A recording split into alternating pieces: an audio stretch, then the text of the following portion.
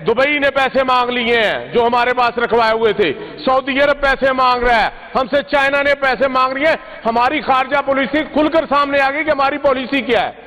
और जहां पर जंग हो रही है आप वहां पर देखें, वहां पर तेल फ्री है, वहां पर रोटी फ्री है ईरान के अंदर, वहां पर डीजल फ्री है, वहां उन्होंने हुकूमत ने हर चीज फ्री कर दी। और जबकि आप हमारी महंगाई का हाल देख लें, यहां पर पहले सैलाब की अभी बातें हो रही थी, यहां पर जो महंगाई का सैलाब आया है 520 रुपए डीजल हो गया है। और बड़े टीवियों पर बता रहे हैं कि जी हमने 1500 रुपए की किसान को सब्सिडी दी थी 6 माह के लिए। जनाब 7,000 रुपया फी एकड़ हमसे हार्वेस्टर वाला ज्यादा मांग रहा है। पहले 5,000 ले रहे थे, अब वो 12,000 रुपया ले रहे हैं। आज इधर आने के लिए 75 लीटर जनाब डीजल जब डलवाया गाड़ी के अंदर तो उसने 40,000 रुपया छोटा सा मुंह करके मांग लिया। जनाब हम ये किधर जा रहे हैं? यहां पर मोटरसाइकिल वालों को सब्सिडी के नाम पर लारे दिए जा रहे हैं, किसी को डीसी के दफ्तर, किसी को कैसे, तो किसने ये करना है? बाकी ये जो बातें बड़ी बड़ी कर रहे थे उस पर तो मैं सिर्फ इनको एक ही बात कहूंगा कि किसान का जो इस वक्त का मसला है उसके ऊपर पहले आपकी एक खातून आई थी, उन्होंने कहा था पिछली दफा कि हम किसान से गंदम लेंगे, हम ये करेंगे वो करेंगे। किसी ने किसान से गंदम नहीं खरीदी। पिछले साल हमारी 1800 2000 रुपए में बिकी है। इस साल कह रहे हैं जी कि 3500 रुपया रेट दूंगी आप बीजें। हमने वो बीज लिया गंदम, अब गंदम तैयार हो गई है। अब हालात ये हैं, ओपन मार्केट में जाकर मंडियां चेक करें। हमारे घर जब पड़ी हुई थी उस वक्त तो ये उठाने आ गए थे कि जी हमारे किल्लत हो गई है, तो हमसे जबरदस्ती 1000 रुपया 2,000 रुपया मन इन्होंने रेट से कम उठाई है।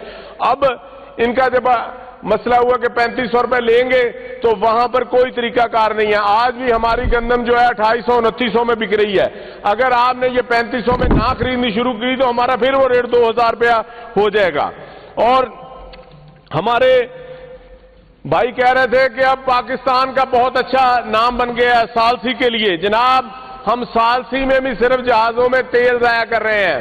हम जिस मुल्क में जाते हैं वहां से उतनी तेजी से वापस आ रहे हैं। हमारी एक वाज़िया पॉलिसी होनी चाहिए। हमें ईरान के साथ बिल्कुल खड़ा होना चाहिए। हमारी पॉलिसी नहीं है कि इसराइल के साथ खड़े हों। कायद आजम से लेकर आज तक हम इसराइल के साथ नहीं खड़े, हम ईरान के साथ खड़े हैं और उन शोहदा के साथ खड़े हैं। अगर आप पाकिस्तानी कौम को इजाजत दें तो हमारी कौम जो है कोई 10 करोड़ लोग वहां पर जाकर लड़ने के लिए भी तैयार हैं। बहुत मेहरबानी जी, शुक्रिया।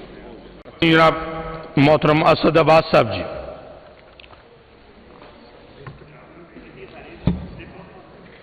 जी जनाब चेयरमैन, बिस्मिल्लाहिर्रहमानिर्रहीम, इय्याका नअबुदु व इय्याका नस्तईन। सबसे पहले तो मैं पुरजोर मजम्मत करता हूँ अमेरिका और इसराइल की, जिन्होंने ईरान के ऊपर अटैक किया और मासूम लोगों को शहीद किया।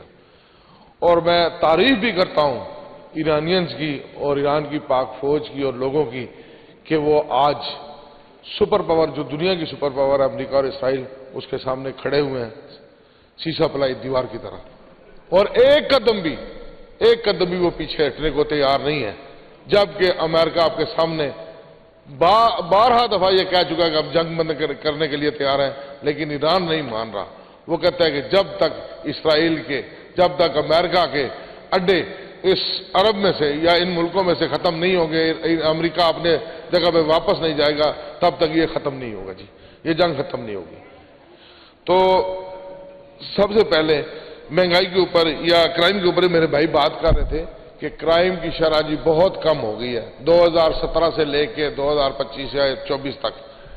तो मैं उनको एक चीज कहना चाहता हूं कि राय साहब, आप भी यहाँ पे बैठे हो जनाब चेयरमैन, आपका भी हल्का रावलपिंडी है, मेरा भी रावलपिंडी है। क्या हम दिल पे हाथ रख के कहें कि क्या क्राइम की शरह कम हुई है या उससे 3 गुना ज्यादा बढ़ गई है? हाँ, ये जरूर हुआ है कि जो लोग जिनके साथ ज्यादती होती है, मोबाइल स्नैचिंग होती है, डकैती होती है, चोरी होती है, वो थाने के अंदर दरखास्त लेके जाते हैं रिपोर्ट जमा करवाने के लिए, थानेदार उनकी सुनता ही नहीं है, उनकी दरखास्त लेने के लिए तैयार नहीं है। आज महंगाई का ये आलम है, लोग जो चोरी और डकैती में किस लिए ज्यादा ये क्राइम की शरह हुई है, बढ़ी है कि महंगाई की शरह बहुत ज्यादा बढ़ गई है। आप लोगों को दिखाने के लिए कहते हैं हाथी के दांत खाने की ओर और दिखाने की ओर, آپ نے پیٹرول مہنگا کرنا ہوتا ہے 50 روپے 80 روپے لیٹر، آپ چھلانگ لگاتے ہیں 200 روپے لیٹر۔ عوام کو خوش کرنے کے لیے کیا دیتے ہیں جی 80 روپے لیٹر ہم نے کم کر دے جی، آپ کی خاطر نہیں جی مہنگائی بہت زیادہ ہو گئی ہے۔ جو چیک اینڈ بیلنس محکمے آپ نے مہنگائی کو کنٹرول کرنے کے لیے بنائے ہوئے ہیں، آج تک مجھے بتائیں انہوں نے کیا کردار ادا کیا ہے؟ 1 روپے اگر گورنمنٹ کی طرف سے مہنگائی ہوتی ہے وہ 10 روپے آگے چیز مہنگی کر دیتے ہیں۔ ان کو کوئی روکنے ٹوکنے والا ہے؟ ان سے کوئی پوچھنے والا ہے؟ خدا کا واسطہ ہے، ہوش کے ناخن اس حکومت کو لینے چاہیے۔ جب تک وہ دن دور رہی کہ جب عوام پر روڈوں پہ نکل آئے گی، کل نہ آپ بچیں گے نہ ہم بچیں گے۔ کیا بات ہے؟ کہ ہمیں سوچنا چاہیے کہ عوام کے لیے زیادہ سے زیادہ ریلیف، ہم اپنے جو آسائشیں ہیں، جو لگژری گاڑیاں یا 20 پروٹوکول کی گاڑیاں انہیں کم کریں۔ ہم جہاز نہ لیں 11 ارب روپے کے، جہازوں کا جو پیسہ ہے یا ان چیزوں کا جو پیسہ ہے، جو فیول کا پیسہ ہے، وہ عوام کی فلاح کے اوپر لگائے، عوام کو اس میں ریلیف دیں۔ اس کا عوام کا حق بنتا ہے کہ جو ہمیں ووٹ دے کے یہاں تک پہنچاتے ہیں ہم ان کے حق کی بات کریں۔ یہاں پہ ہم اپنے ذاتی مسائل سے ہی نہیں نکلتے ہیں، ذاتی چیزوں سے ہی باہر نہیں نکل رہے ہیں۔ خدا کے لیے عوام کے لیے کچھ کرنا چاہیے، ہمیں عوام کے حق میں بولنا چاہیے، مہنگائی کے اس طوفان کو روکنا چاہیے۔ ٹھیک ہے ایران عراق یا ایران امریکہ جنگ لگی اس کی وجہ سے مہنگائی آئی ہے، لیکن اتنی مہنگائی نہیں ہوئی کہ جتنی ہم نے کی ہے۔ آپ مجھے بتائیں نا کہ ہمارے پاس جب یہ جنگ شروع ہوئی 28 فروری کو، ہمارے پاس 28 مارچ تک کے ریزرو موجود تھے پیٹرول اور ڈیزل کے۔ ہم نے کیوں 62 روپے ڈیزل اور پیٹرول کو بڑھایا ایک دم؟ ہمیں عوام کے بارے میں سوچنا چاہیے تھا۔ ہاں جو نیا تیل آیا، نیا ڈیزل آیا، اس کے مطابق ہمیں ریٹ کو اوپر لے کے جانا چاہیے، لیکن اتنا بھی نہیں کہ 200 روپے لیٹر، آج 523 روپے لیٹر ڈیزل ہو گیا، 200 روپے ڈیزل بڑھا دیا، 162 روپے پیٹرول بڑھا دیا۔ اتنا ظلم نہ کرے، دنیا میں کہیں اتنے مہنگے نہیں ہوا۔ $4 فی گیلن آج بھی امریکہ کے اندر پیٹرول ہے، یعنی کہ 275 روپے پر لیٹر ہے۔ ہمارے آج کیا ہے 460 روپے لیٹر ہے۔ یہ کس طرح کا انصاف ہے؟ یہ کیا ہو رہا ہے ہمارے ملک کے اندر؟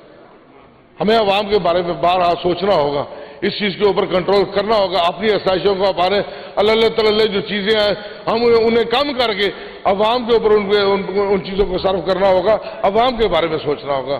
ہاں ایک چیز میں یہ کہنا چاہتا ہوں کہ آپ کو بھی پتہ ہے کہ آج ہمارا لیڈر عمران خان جیل کے اندر بند ہے۔ کیا اس کا حق نہیں بنتا کہ وہ اپنا علاج کرا سکے؟ کیا اس کا حق نہیں بنتا کہ اپنی فیملی سے ملاقات کر سکے؟ ہر قیدی کا یہ رائٹ ہے۔